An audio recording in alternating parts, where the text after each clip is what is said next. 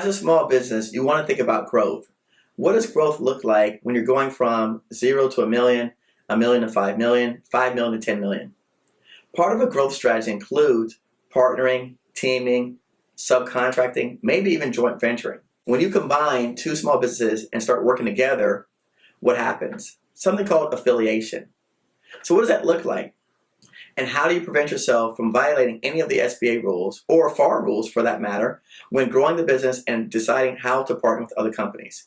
In today's episode, that's what we're going to talk about with attorney Adam Lasky. What does it look like for a small business that's trying to grow and scale and go to the next level? Stay tuned and pay attention to this episode. My name is Adam Lasky. I am a government contracts attorney at Seyfarth Shaw. I'm in the Seattle office. I'm also the co-chair of our nationwide government contracts practice, which is mainly based in DC, but also we have government contracts attorneys in Seattle, San Francisco, and Chicago. I do a lot of work in just the procurement side of government contracts, but also a lot of work tied to SBA regulatory compliance, working with large and small businesses in that area. All right. And we were discussing an issue that you see with companies that are non-government contractors coming into the government contract space, particularly those wanting to start a new entity. Is that the issue? Yeah, I mean, I think it's surprising sometimes how well a lot of this is particularly common with construction companies. Companies, maybe they will qualify for a veteran-owned small business certification or SDVOSB or something like that. They're already an ongoing concern, or they have an ongoing concern that does maybe state and local work or does just private work, and they want to become a federal contractor. And for some reason or another, they decide the best thing to do is to create a new company to do that, which could make some sense, depending on the state and your other business interests. But what they often don't really understand is just basic affiliation and size calculation concepts, that you are affiliated. Just because you are a separate company doesn't mean that all of a sudden you get to separate yourself completely from that company when you count your size. They also seem to not really understand the concept that if you have a status-based a designation like 8A or SDVOSB, for example, and let's say you start another company owned by your status base, that company doesn't get your status. It doesn't status based, except for tribal 8A, you can't, or ANC, NHOA, and lower 48 tribes. Other owners of 8A companies are individuals, and they have to be directly owning the 8A company. It can't be a subsidiary of an 8A. It doesn't get an 8A status. Right. And I mean, SBA does a pretty good job of educating on this as best they can, I would say. I mean, SBA is by far the most best dialogue you're ever going to get with a federal agency is probably going to be the SBA. Most agencies are not going to answer. You submit pre-bid questions and you get the most ridiculous answers you could ever imagine from the government. Sometimes it's like they're trying not to help you. Right. The SBA is trying to help you, and they actually do communicate. It's great. The problem sometimes is the people you get the answers from maybe don't actually know what the right answer is, and they tell you an answer anyways. Okay. And I think that sometimes that there isn't enough, this is a program that all these programs are designed for the smallest size businesses, but there's some of the most complicated regulations out there.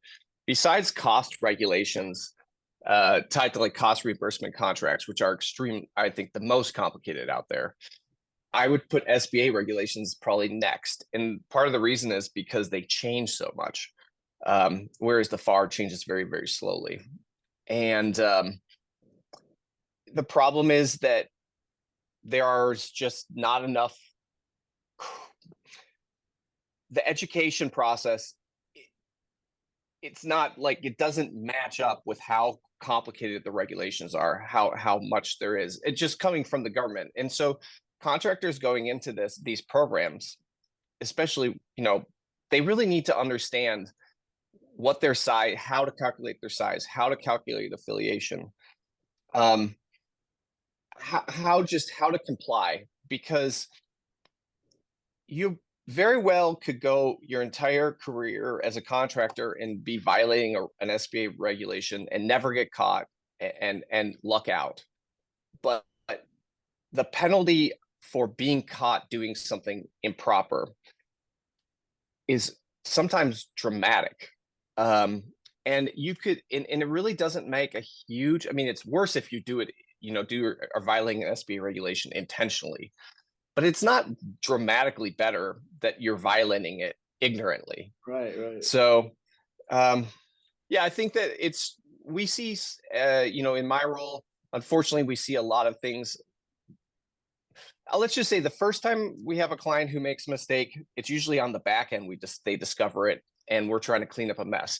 Hopefully they recognize after that first mistake that it's much more helpful to get things figured out on the front end, understand the rules so you don't have it, because just the cost of dealing with cleaning up these issues can be significant. And so it's surprising to me, though, that some of the level of basicness we see, and like, it's just not understanding very, very basic affiliation rules.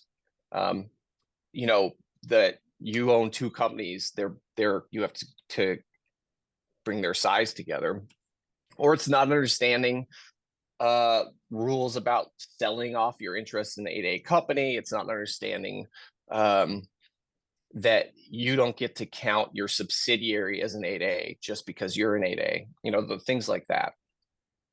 Right. So we didn't explain affiliation. We keep using the term, but we didn't explain it, right? So for the regular person that's listening to this, what does affiliation even mean? The affiliation most basic concept is where one party or a third party has control or ability to control two different entities. So let's say you and I both have companies, Eric, and I happen to own, I own 100% in my company, and I own 51% of your company, and you own 49% of your company. We're going to be deemed affiliated because I have the power to control both companies, because I own 100% of mine and 51% of yours. That's a really basic affiliation concept. A far more complicated affiliation concept, or more complicated, is, let's say you and I were brothers, and we both own 100% of our own companies, and we both are in a similar line of business, and we have some limited amount of transactional relationship as well. Like, maybe you lease some space in my building. Okay. Even though I own none of your company and you own none of my company, we're going to be considered affiliated. That's still moderately intuitive, but it gets a little more complicated. So, like, let's say you and I, again, have two different companies, and company A, company B, Eric's company is Adam's company, and Eric and Adam each own 100% separately, But then let's say we also have 4 other companies together, you and I, that are 50-50 owned, C, D, E, and F. And C, D, E, and F, let's say they bring in $10 million a year, and A and B, $1 million a year. We're going to be considered affiliated, because under the doctrine of common investments, essentially, we have too many common investments together that are either substantial in number or size, that we are essentially considered to be tied together. There are other ones like that as well. That one's probably up there with the most complicated. There's some other ones that are very complicated, go to the idea of you can be considered a controlling owner even if you own a minority stake in a company. If, for example, there isn't a majority percentage holder, There's also situations where the SBA has found people with like I think as little as 1% stake to be controlling owners, where there are so many owners, and that happens to be a larger share. A lot of these are actually pretty simple, but they can get complicated. And it's important to vet this through, because in your small business, is a small business contractor, you're constantly going to be making certifications to your size.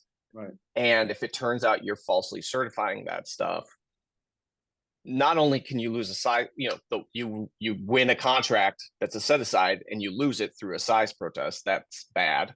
But there are worse things that can happen. If you've been mis-certifying your size for years and you've been winning contracts, and then somebody finds out later on, you can be susceptible to false claims liability. You can have your contracts terminated, all kinds of not great stuff. So a lot of people kind of learned this stuff when they were applying for PPP loans. I mean, actually, PPP was somewhat of a great educational opportunity for people because of that. The problem was that, I don't know if problem, actually right before PPP, SBA has a different loan regulation, or sorry, a size affiliation rule for loans and for contracting. Right before PPP, like in the months before, there had actually been an update to the loan regulation to bring it closer to the contracting regulation. For example, like some of these more complicated ones, the economic dependence, I believe, or sorry, the economic dependence, identity interest stuff, it hadn't been in the loan regulation. It was now all of a sudden in it. And I don't know I can't recall if it was Congress or SBA, but when PPP went into place, they actually rolled it back. The loan, they pulled all that complicated stuff and brought it back to the old loan regulation. Now, I'm not sure if it's back again, because I don't really do a lot of SBA loan stuff, but it was PPP. People had to figure out their size and their affiliation, and that was a good thing. The thing is, though, it was more basic. Like the rules as to how size was calculated was more basic than it is for government contracting. It's interesting. I did not know they had size affiliation for loans. Yeah. I did not know that, but that's news to me. Well, we ended up, advising because the rules were, the size standards and all that for PPP were kind of different. And also evolved, like they really changed, like there was guidance, like it was a weird program. And I don't want to criticize, like, I mean, I think sometimes I'm a big not fan of when the government sets rules on a website and changes the website from time to time. But I think PPP was a necessary evil that they did it, because it's the fastest rollout of any, SBA regulatory program I've ever been part of. And, what other way was there to do it? Right. So. Right. Yeah. No, and that makes sense, right? But now let's we don't want to get to the PPP too much, but now that we know about size affiliation is okay, where if I am I guess, does it only apply to small businesses? How about we start there, right? Because again, if we're dealing with a large contractor who just wants to do federal contracts, does this apply to him in any way? I mean, yes, but you as a large company, once you're over all the size standards, you personally, it's not going to make much difference to you in terms of, because you're going to be certifying large for everything. So, right. but you do need to keep in mind that just because you have a subsidiary that doesn't make a lot of money, that they are still your affiliate, and you have to, when you can't certify that subsidiary as small. And this does actually come about a little bit with large contractors who do work that is tied to employee-based size standards, which there you go. Some of the employee-based size standards, you can have some, if you happen to if you are a company that does mostly dollar-based size standards, and you happen to have a few pieces of work in employee count, you can be an extremely large company and still qualify as small theoretically. in the subcontracting program, the small business subcontracting program, there's, you know, there isn't a lot of monitoring on this. And so theoretically, you'd be more likely to see people mis-certifying their size in that world. But no, I mean, it's more tied to small business. Large businesses, when they're doing their subcontracting plans, are entitled to more or less rely on certifications they get from, it used to be your size status, at least. They're allowed to rely on the certifications they get from small businesses, so long as they don't have a reason to believe they're inaccurate, basically. Right. So that's a large business. Now, so again, so let's just throw out large businesses, so small businesses, which again is my audience anyways. When they're working with a large business, what do you think they have to be careful about? Because clearly, right, you know, and again, when you say construction, which by the way, construction is my background, so I love construction and I've done it for 12 years. No, wait, what year are we in? 23? 2008, how long that is. But nevertheless, right, so most construction companies, small businesses, their limitation is bonding, right? And so they can't get the bigger price, they don't have bonding, so naturally they're going to want a team or have a mentor or someone that has more bonding capacity. What kind of things should they be concerned about when it comes to that? Well, so on a prime sub level, right? In assuming it's a set, they're the prime, I assume, or when yeah, they're because it's going to be right, because it's going to be set aside, right? Maybe it's veteran set aside. Okay, yeah, yeah, totally. Well, you know, there is something we should talk. Ostensible subcontractor affiliation is the main thing to be concerned about in that. Before I get into that, I would say the one thing that, I mean, large businesses are susceptible to this too, but like when you're a small business and you're looking to a large business to help you with something, especially if it's tied to an SBA related program or or set aside, don't assume the large business has a clue what they're doing with respect to SBA regulatory compliance stuff, because they often don't. And I also tell this to the large businesses too, like large businesses who are involved with the Mentor Protege program, for example, and they're dealing with an 8A who's a protege, and if the large business isn't that sophisticated into federal contracting, don't assume that the 8A knows the 8A regulations, because they often don't. No, they do so don't assume your partner knows what they're telling you is, don't assume that what your partner is telling you is correct, because they may have they probably have the best intentions, but they don't necessarily know. And they may have heard some presentation one time that gave them some bad information, whether it was from somebody like me or from SBA or whatever, and hopefully not from me. And you know, it sticks in their mind, and it's hard to even convince them sometimes they're wrong. So, but with respect to, like, you know, you get a small business set aside, prime sub, and it's the prime is you got a large business sub. Yeah. So the main thing is ostensible subcontractor, which is essentially, unlike the previous affiliation rules we talked about, ostensible subcontractor affiliation is something called specific affiliation.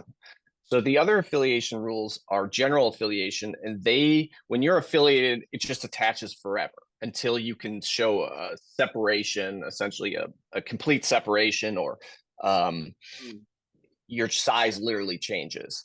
But with ostensible subcontractor, the affiliation only attaches to a specific procurement. So the good news is, the worst thing that can happen is you lose the contract you won. You know, you are, you know, there's not much else. And the other thing is, it's almost unless you had the most blatant ostensible subcontractor affiliation ever, you probably don't even have really any like false claims risk, because ostensible subcontractor is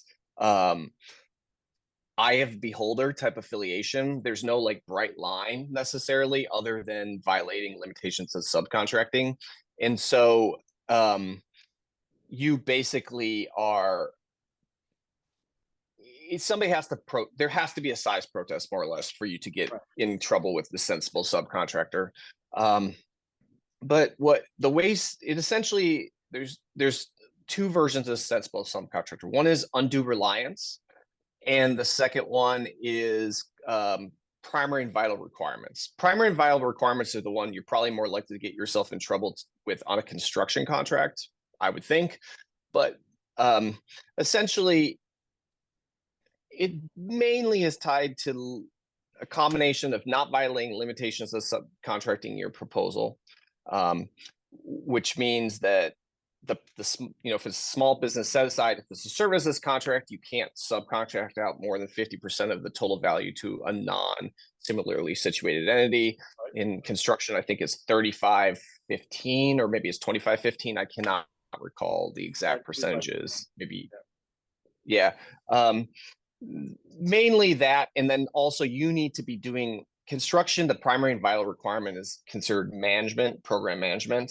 And so you need to be doing that work basically as the small business. And so those are the keys up front in working your proposal. Undue reliance is a little more unusual reliance or undue reliance, a little more complicated.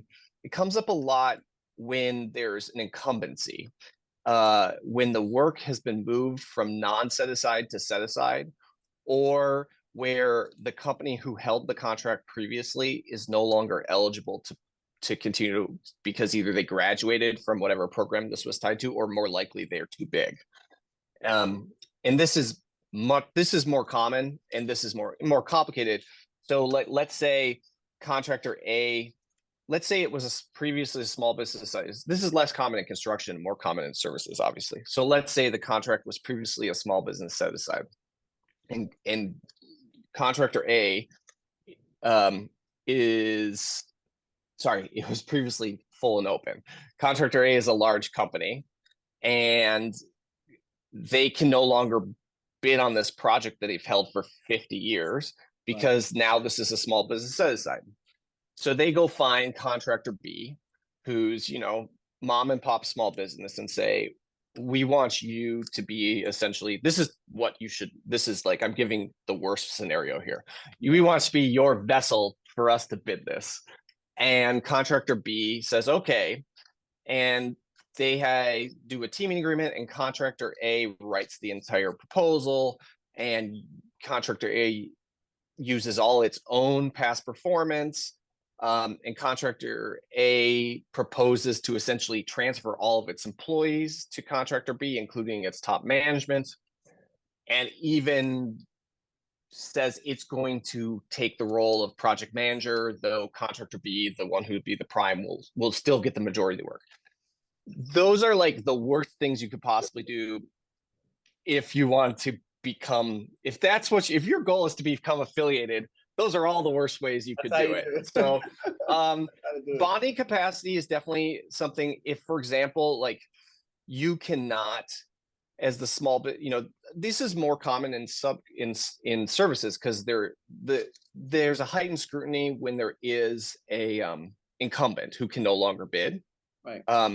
But in construction, you could theoretically have it in an IDIQ scenario where a company who can no longer bid, but also just outside of that too, the bonding element, there is some added risk if you were to depend entirely on bonding of your large business partner. One way to kind of get around that, and it's not a perfect solution, is with a mentor-protege agreement that covers bonding capacity. It's certainly not a guarantee, but if you put a mentor-protege, SBA-approved mentor-protege agreement will protect you from affiliation in essentially two ways. One is it will protect you if you joint venture together and you do it properly. That's a huge caveat, but if you do it properly. The other, though, is you can't be affiliated with your large business mentor for assistance that the large business mentor is required to provide through its mentoring agreement. So that does not have to be in connection with a joint venture. So if you put bonding assistance as one of the mentoring commitments, then there is a possibility that let's say you end up in this scenario with a sensible subcontractor, there's still going to be an analysis, but there might be, I guess, some leeway to some degree. And this is a very case-by-case situation. If you have this, there may be more leeway for providing bonding for the large providing bonding that you couldn't otherwise provide.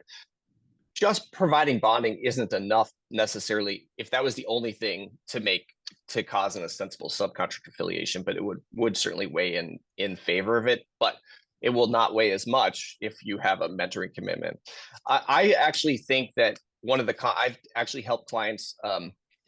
One of the complicated issues actually is convincing the bonding companies here to do this. And I've both in the joint venture scenario and a prime sub scenario. And I've actually gotten on the phone with bonding agents before for clients or bonding agents for the large companies to try to, because they don't know they don't understand the rules, and they want their client, the large company, to have control of the project in order to give that bonding. And so we have to explain, usually the bonding company will understand once we can explain the rules of what they can't have control over this or that. It helps, but these are things, I mean, in some ways, like the key here is plan way ahead. Don't be like waiting to the last minute to do some of this stuff. Right. But yeah, there's a ostensible subcontractor is probably a problem that's caused more by large businesses than anything else. Like large businesses, I actually think more small businesses do understand the ostensible subcontractor rule, or at least they've heard of it. And I think less large businesses are familiar with it. And so I think that the problem is large businesses essentially, most of the time when you have a ostensible subcontractor, it's not because the small business sought out a large business to be their teammate. It's the opposite way around. It's almost always the opposite way around. And so it's large businesses not understanding this rule and not understanding the lines they can't go past and compete as a sub for work they used to have, essentially. That's one thing that you brought up that kind of alarmed me, because I've seen this commonly. Where again, when you're working with businesses, and they did bring over some of their labor, right, to help. Like maybe you did give me a superintendent, or maybe you did give me a project manager, but I'm the prime, so now that person's on my payroll. But I mean, again, you did say bring up all staff, but I'm saying that's generally if they go to your payroll, right. I mean, let me just say the case law has been real mushy in this area. It's sometimes hard to find a clear pattern on what is the line you can't cross. There's language saying you can't hire, like they're all things because there's no like this is an absolute affiliation other than violating limitations of subcontracting for this. So part of it is there's some cases that say you can't hire. It weighs in favor of affiliation if you hire people in mass. So if you just, without even interviewing these people, like even for people you're required under, like actually last time I checked, the executive order is still not in the regulations technically. A little pet peeve of mine. Like they should just have an on and off switch on that, on the non-displacement. I want to talk about the executive order not being regulations. But yeah, no, last time I checked a few months ago, it wasn't in yet. But regardless, like you need to like give people proper interviews. You can't like just say we're automatically going to hire everybody who's the prime, even at the higher level. But if they become to your payroll, the PM, let's say there's like 3 keys personnel on the current project, and they all go to your payroll. As long as they are actually working for you under your supervision, under like you're the head, you're probably okay. But it's I kind of caution clients that the better thing to do might at least have some of the key personnel not be incumbents preferably, and best would be if the PM's not, but the rules don't necessarily preclude you from doing that. I just think like you want to make sure you're always weighing your proposal against this. Yeah, to be honest, one of the lines you have to consider is like, okay, this is specific affiliation. So the worst thing that can happen is we lose the contract after we won it. Right. So the most important thing is we need to win the contract. That's what I was gonna say. Like, you gotta win the contract. Yeah, you gotta win the contract. And so if saying, well, look, let's not hire the guy who they love. Yeah, absolutely. Because I So might be like, look, affiliated, but like, wait, but then I can't win because this guy meets all the experience marks. Like he checks all the boxes. yeah, and like if the large business is the only one with any good past performance, well, that is probably going to put you in a high risk zone for ostensible. It's not a guarantee if that's the only way you can win the contract. It's an area where you've got to weigh the affiliation risk, Right. finding affiliation risk with the winning the contract, because it's not like there are other things where I'm like, no, you can't weigh that risk. That's affiliation. That's bright line, but this is not necessarily one of them. Okay, So. good.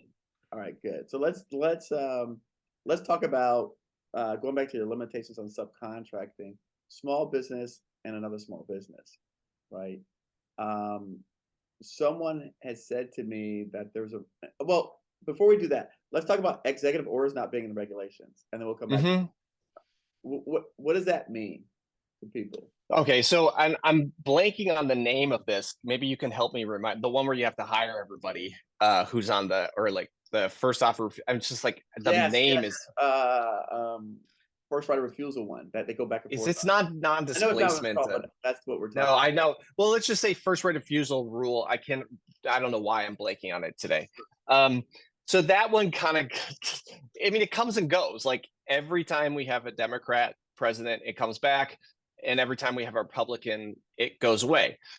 It actually took a while to go away last time.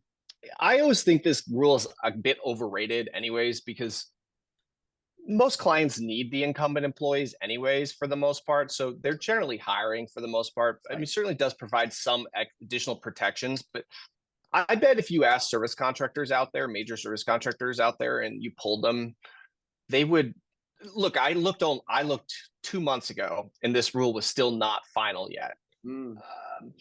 If it is today, it might be, but I bet if you asked a lot of contractors 2 months ago, they would have thought it was in place, and it wasn't in place. So this is a one, it's weird because, but just as the basic, an executive order in general does not become effective until it makes its way into a regulation. The COVID stuff was kind of like that too.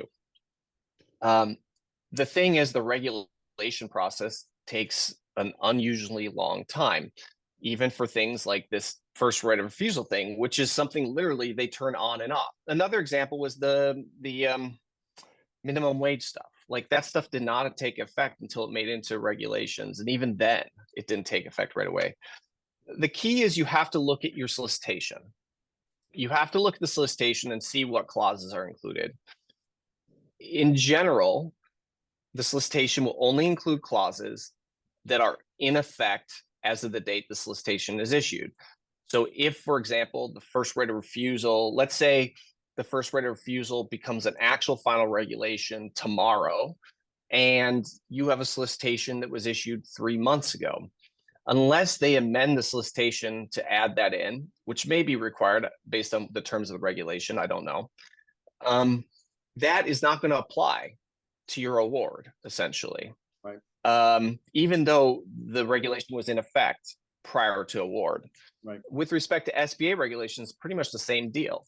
If the SBA regulation, and that's actually one where the regulations will not be in the solicitation. So like the FAR regulations, the FAR 52, that stuff will make it into the solicitation.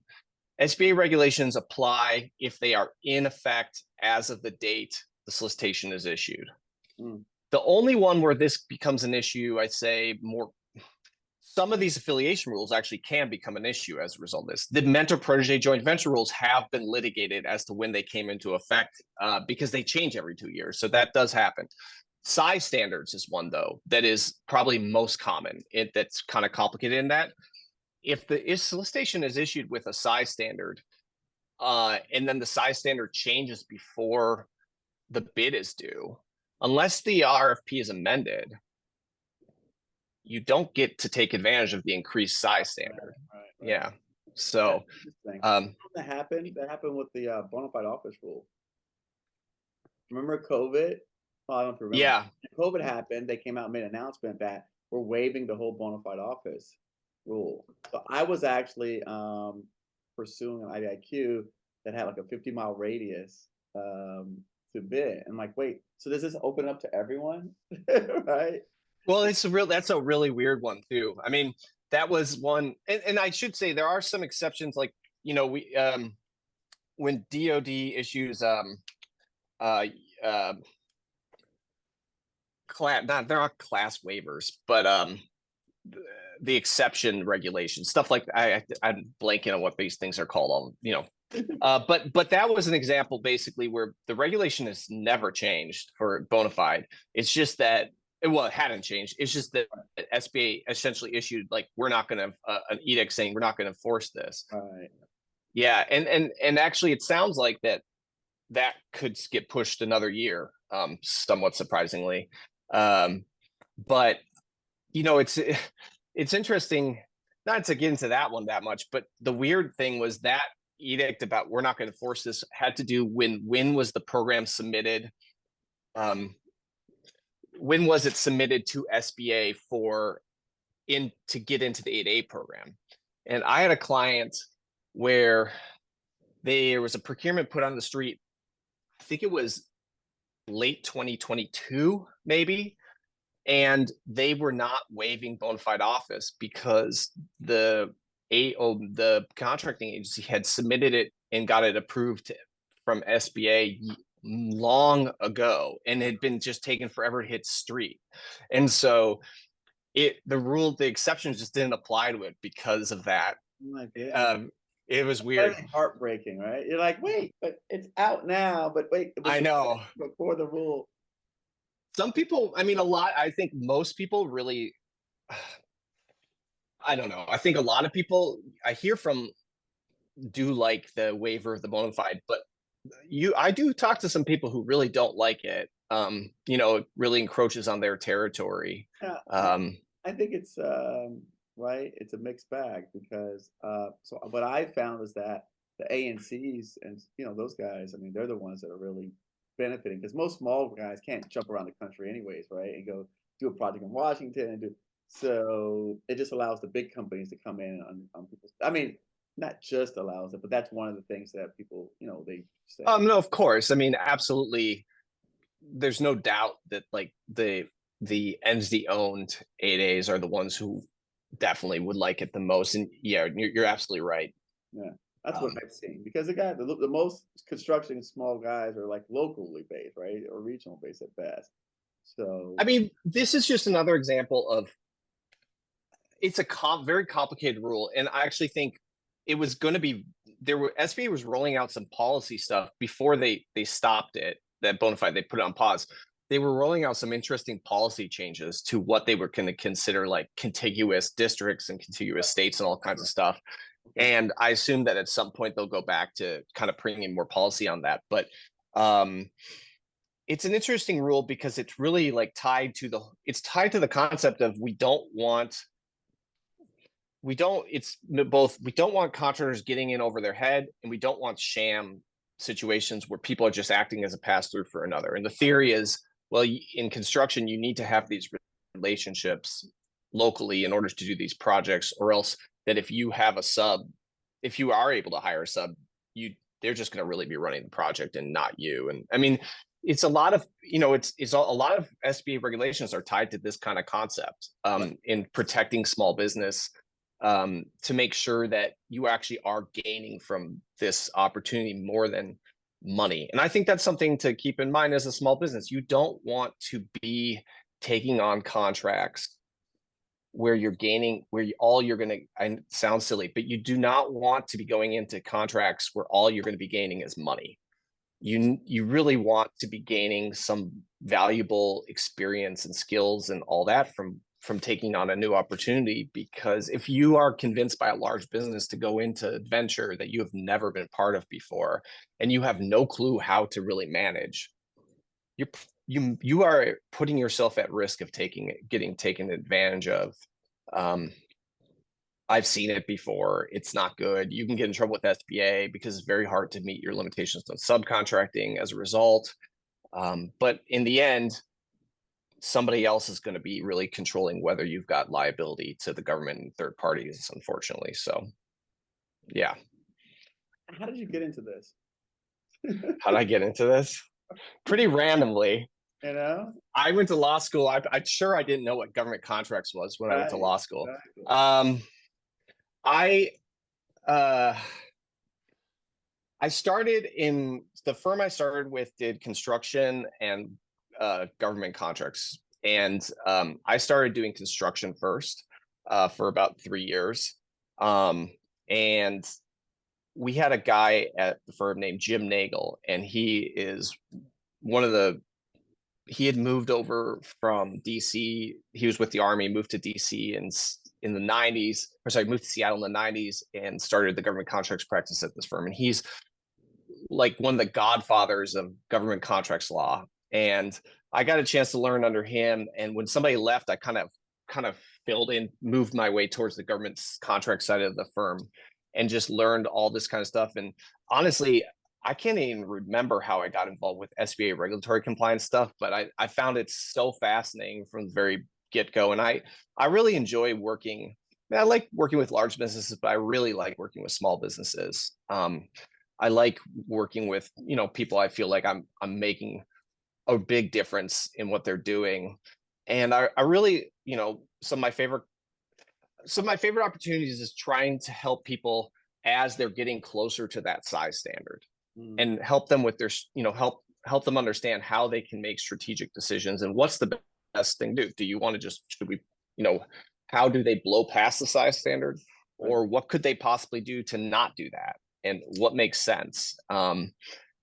So, and I think working in SBA regulatory compliance thing is very rewarding. You get to see your clients grow and thrive and really benefit from the advice we give. And I also think that, like I was saying before at the start, like when you interact with a lot of other agencies, the level of interaction can be really disturbing sometimes and unhelpful. And working with folks at the SBA is a breath of fresh air, I would say. Like, yeah, sure, there are frustrating situations, but it's an agency that really listens and it is out there to help. They're on your side. So. Right. Well, I definitely want you back on. I wanted to go on the limitations of subcontracting, but I know we both got hard stops. And well, we can do that next time. I think that's a really good topic. Yeah, I think that's a great topic because I think a lot of people struggle with that. So yeah, the limitations of subcontracting is actually one of my most popular videos that we've had out when we talk about that. But I'm sure that. Well, I'd love to do that. Yeah, I think that would be a great next topic to talk about when we come back on. But yeah, no, listen. Anything else you want to say to close everyone out today, as far as being here? Before we some final part. No, thanks for having me, Eric. It's a pleasure talking to you. As just as last time. I mean, we probably could talk for hours and hours, to be honest. So well, that's what we said, right? When I met you, I said, "Look, this is, I'm fascinated, I'm thrilled, and I almost feel as though, I'm not as knowledgeable as you, but I feel like I'm like I have a lot of this working knowledge and information in my brain." You're much more knowledgeable than me in certain areas, I guarantee. I guarantee that. So yes.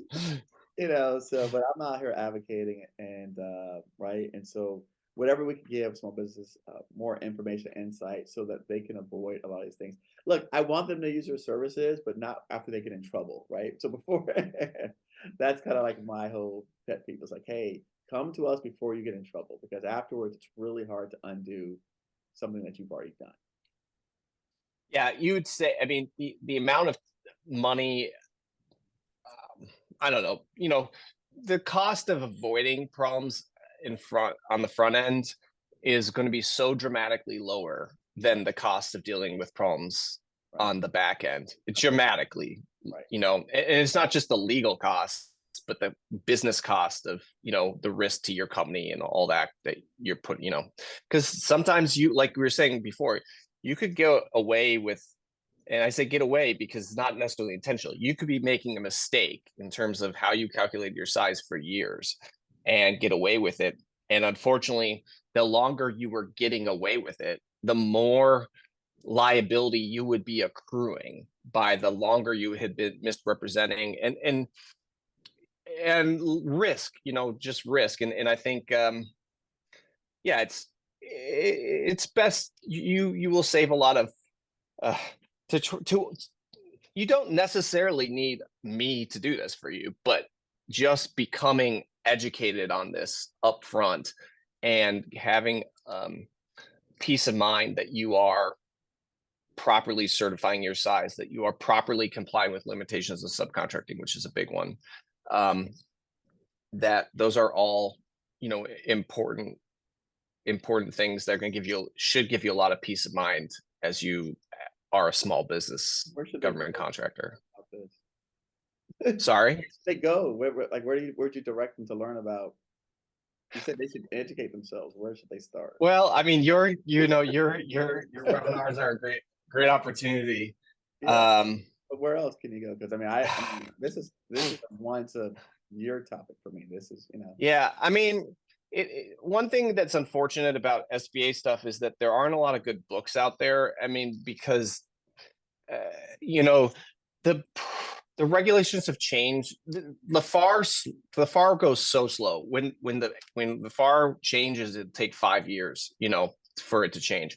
But the SBA regulations will change every 2 years in a material way. The 8A program has changed so much, every 2 to 3 years. Women-owned small business was almost completely rewritten. SDVOSV was heavily rewritten. HubZone was totally rewritten. So, and the mentor protege joint venture program is changed every 2 years. So it's hard to say there's a good book for any of this stuff. I'm actually working with a group. We're considering writing something, but that's the problem, is like you'd have to constantly be I think that, like, we met at the NHOA conference. That's a wonderful conference. The Native 8A conference, those are great conferences. Any conference where you're getting high-level people like from DC, from SBA, to come speak, those are wonderful, like good training. There's certainly good webinars out there. I could certainly recommend some of my competitors who do wonderful webinars. But there's a lot. I'm not sure there's one perfect way. I mean, I want to say you don't need to hire somebody like me, but it is a way to make sure you are getting that.